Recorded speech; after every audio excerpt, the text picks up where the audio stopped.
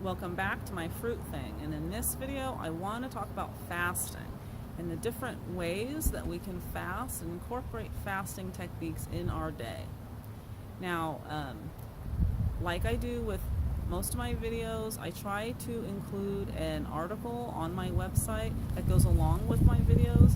That way you get the most out of what I'm saying. You get the most out of my message.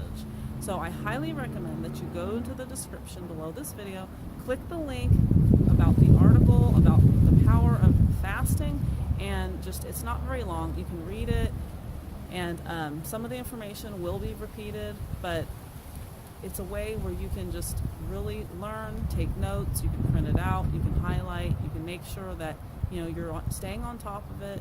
Start incorporating these fasting techniques in your day. So the first fasting technique I want to talk about is your raw food fasting. Now, if you're coming from a standard American diet of meat and dairy products and lots of baked goods and cooked food, you're going to want to start slow. You're going to want to eliminate your animal products. You're going to want to eliminate your grains, eliminate your cooked food altogether, eliminate your nuts and seeds. And you can do this in stages. You can do it on a weekly basis. You can do it on a monthly basis. That part is up to you. How slowly you progress has to do with just how you're feeling, maybe the level of illness that you have, how your body feels when you do this and that. Also, it'll depend on if you are incorporating herbs to strengthen your body's systems. So the first one that I'm going to talk about here is your raw vegan fruitarian fasting. So that's after you have transitioned, off of your standard American diet. Maybe you're a vegetarian, but you eat a lot of cooked food. You're still eating your dairy. Maybe you're vegan and you're still consuming your cooked food. You're going to want to take it slow, but I highly recommend that you start at your raw vegan fruitarian style fasting diet. So you will be consuming only fruits and vegetables in their raw, natural state.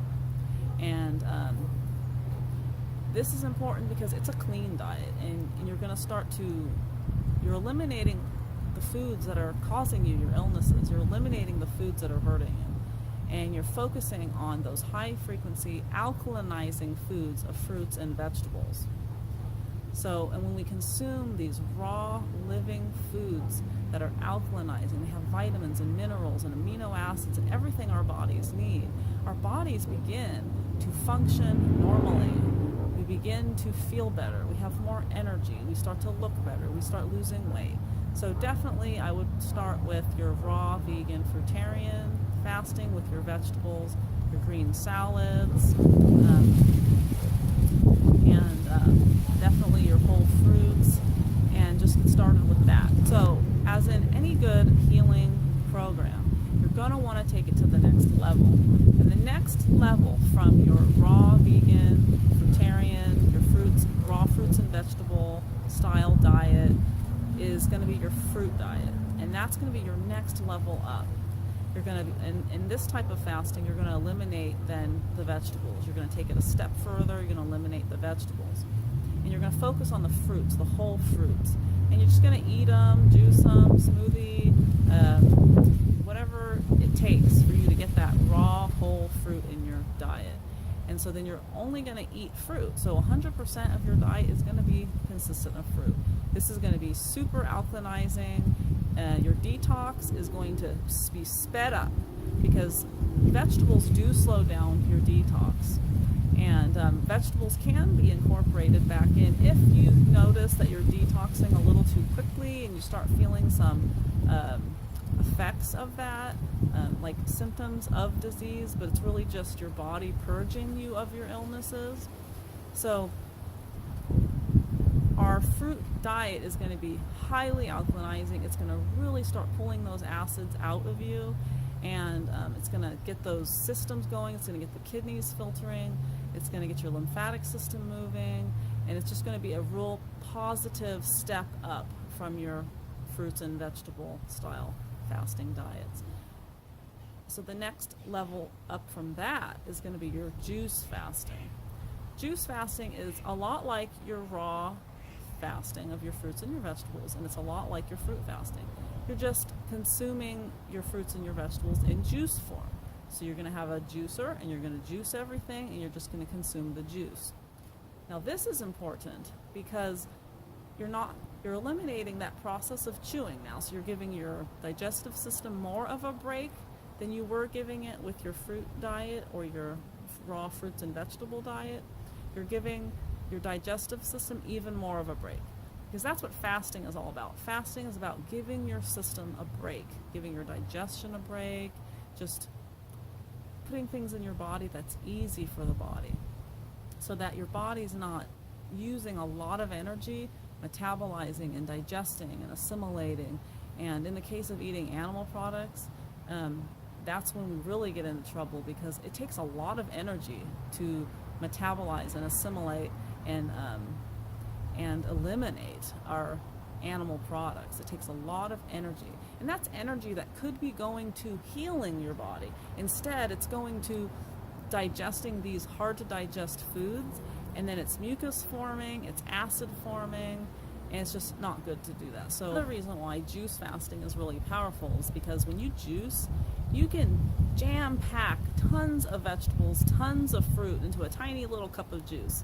So essentially, when you drink that juice, then now you're consuming like 3-4 oranges, 2 apples, maybe 4 or 5 carrots, and you're consuming that just in a little convenient little size glass.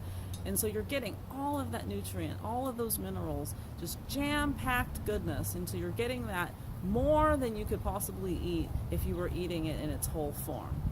So that's another reason why juice fasting is really beneficial, and it will really pull all of that junk out of you. Now, I don't recommend that you start with your juice fasting. Like I said before, I recommend, especially if you're coming from your standard American diet or even a vegetarian diet or vegan diet that has a lot of cooked foods, you don't want to start straight with your juice fasting. It would be better for you to start with possibly your fruit fasting or just your raw fruits and vegetable fasting. That would be where I would have you start, because a lot of times people start with their juice fasting, and because it detoxes you so quickly, they start to feel some of the effects of their illnesses. And during the process of your body purging those illnesses out of you, you're going to have some symptoms. We call that a healing crisis.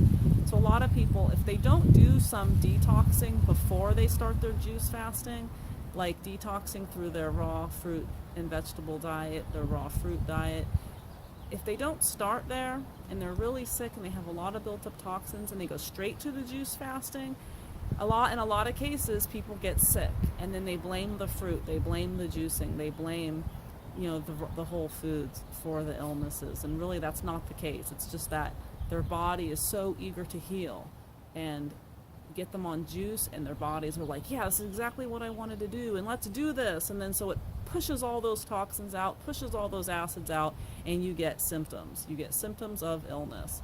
And so I highly recommend that people do not start with juice fasting unless you've already been raw for a considerable amount of time, you've already been on a fruitarian style diet, and or you're not real super toxic, which it's kind of hard to tell unless you have a lot of illnesses. So, but definitely your juice fasting is your next level from your fruit fasting. And so after that, we're going to talk about is your dry fasting and your water fasting. Now, your dry fasting is going to be your next level. And again, I don't recommend people start with dry fasting more than 12 to 15 hours a night, in a 24-hour period. Because dry fasting really does pull the toxins out. It reaches down into the depths of your body, and it just pulls that stuff out, pulls out the acids, pulls out the toxins, and it wrings it out like a sponge. And so dry fasting is this really great way to just really dig deep into your system and just start pulling that stuff out. I've heard of a lot of people doing 24-hour dry fasting, and they have pulled parasites out of their bodies. After years of detoxing, years of juicing, years of fruit that didn't get to it. But the 24-hour dry fasting, it really pulled right inside there and got those parasites out of there. So that's definitely something you want to work up to. Dry fasting is something you're going to want to work up to, especially if you're not used to going hours without consuming. You're going to want to work up, build up your discipline, build up what your body can take, and eventually you'll get there.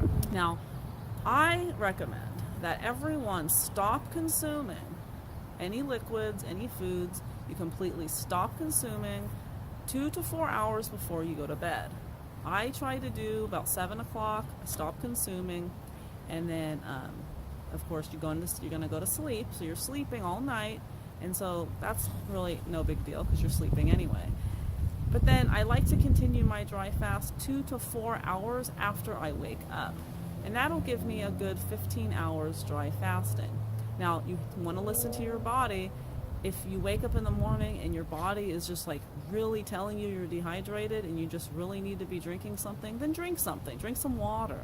You know, have an herbal tea, or water and herbal tea probably your best things to start with first thing in the morning. Or have a really watery fruit like orange. But listening to your body is also a huge big part of this. So I like to do 7 p.m. to 10 a.m. and that gives me about a 15-hour dry fast period every 24 hours. And I find that it opens up the kidneys, it opens up the bowels. You have proper elimination in the first part of the day, which is a must, and it opens the body up, and I feel healthier when I do this. It's really not that healthy to wake up and then just eat something, especially you're waking up, you're breaking a fast, because when you sleep, you're fasting. That's where the word breakfast comes from, break fast. So you never want to break a fast with hard to digest foods, with animal products, with dairy products. The standard American diet, what do most people want to eat when they wake up? They want to eat their eggs and their bacon, and their heavy breads and toast and these types of things. You don't want to do that. You never want to break a fast with hard to digest items. You always want to break a fast with an herbal tea, even a light fruit juice, or even a light smoothie, that's not real super packed with a lot of hard to digest things, but just simple, easy. You can even break your dry fast with water, pure, simple water, reverse osmosis or distilled water. You never want to break a fast with hard to digest items. Okay. And I apologize if I repeat myself in my videos, but I really want you to get this. I really want you to get the power and the importance of the things I'm telling you in the message. And I'm not the only one, but you're watching my videos, and so I hope that you really learn something. So after our dry fasting, we're going to talk a little bit about water fasting. And water fasting is basically just what it is. You're fasting on water. You're only consuming water. Now, I don't recommend that you do this for more than 7 days, because obviously you're not consuming. And I definitely do not recommend water fasting for more than a day if you are not familiar with fasting, if you have not already detoxed your body considerably through your fruits and your vegetables and your juicing. Because water fasting, like the dry fasting, it does pull from those deep parts of you where you've got hidden toxins, hidden acids, and it really works. And it's not something you should start with. So I hope you got that point, and I think you do. But so if you think about it, we all do water fasting sometimes. Sometimes, I don't feel like eating. I just want to drink some water. And that's okay. It's okay to do that. You have to listen to your body. And it's okay to go a day just drinking water, and just give the body a rest, the processes a rest, and just really go to that next level of detoxing. And I haven't done a whole lot of water fasting, other than, I might skip a meal, just have some water. I might, like 6 o'clock in the evening, I might say, you know what, I've maybe ate a lot of like really dense fruits, or maybe I had some vegetables that day, maybe I had some raw nuts that day. Maybe I even messed up and had something I shouldn't have had. So then I might be like, you know what, I'm only going to drink water till 7 o'clock, and then that's going to be it for me. Before I became a fruitarian, I drank tons of water, but now that I eat lots of fruit, I don't get thirsty, and the only water I am consuming is my herbal heal all tea mixture. So that's pretty much it. And so again, fasting, it's super powerful. It helps your body heal, takes the energy reserves, puts it towards your healing, and it's an important part of any healing process. And you can incorporate several different types of these fasting techniques throughout your day. Sometimes I have I have fruit meals, obviously. Sometimes I'll juice, so I'll have a juice meal. Sometimes I'll just drink mostly juice or all juice for a day.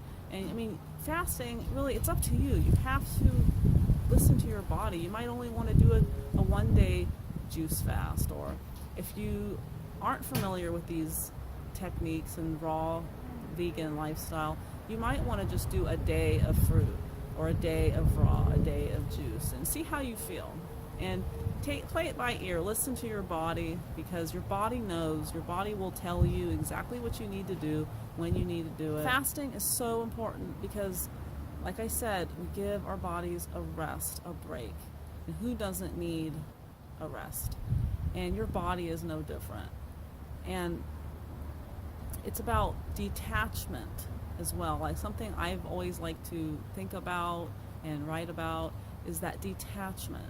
The detachment from what I call worldly foods, the detachment from cooked foods, the detachment from fast foods, the detachment from our processed foods, our so-called convenient foods. We need to learn how to detach from these things. I talk to a lot of people who, as soon as they find out what I'm doing, like, oh, I could never do that. I could never give up my meat. I could never give up my dairy. I could never give up these cooked foods or these chips, and I can't do it. I can't give up that. And what I see in that is an incredible attachment, an attachment to these foods. And you can call it addiction. Really, it's an attachment. So fasting really helps us to detach from those things in order to heal our bodies. It's important, for our minds too, to detach from the world, detach from society sometimes. That's where meditation and prayer come in. And because you never want to be where you're feeling like, I can't do this. I can't do what's best for my body, for my health, because I'm attached to these things. And never say you can't, because there's no such thing as can't. I hear people say, I can't do this. I couldn't do what you do. You can do it. It's the willingness that needs to be in place, not the ability. You have the ability. Okay, so in conclusion to this video, I hope you appreciated the information. I hope you learned something about fasting and the different ways that we can fast, and the fact that, fasting is just about,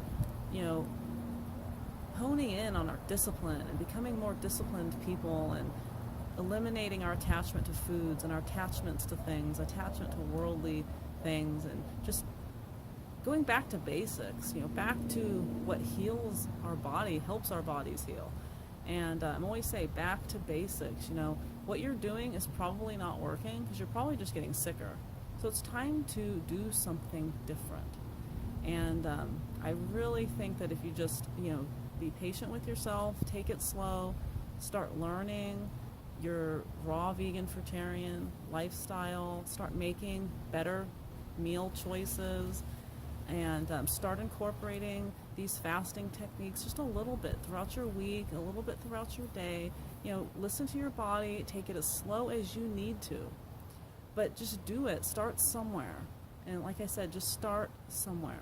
So right now I'm in front of our Nespoli tree. This is a fruit that we've always had here at the house, and right now they're green, but I'm going to do more videos in front of it. That way we can kind of see the progression. And they turn yellow, and they're really sweet.